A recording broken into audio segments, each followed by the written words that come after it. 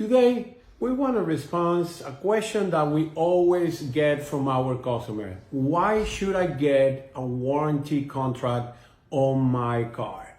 Well, the answer is pretty simple. It's peace of mind in one side and security in the other side.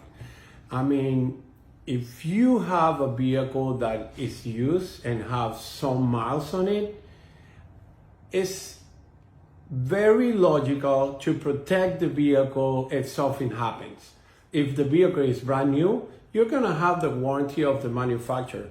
But if it's a used car, maybe that warranty has expired.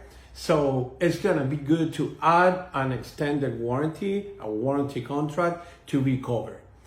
And that warranty is gonna cover the most expensive parts of the vehicle in case you need to do a repair, like the engine, the transmission, the drivetrain, and some other expensive components that might be, need to be repaired at some point.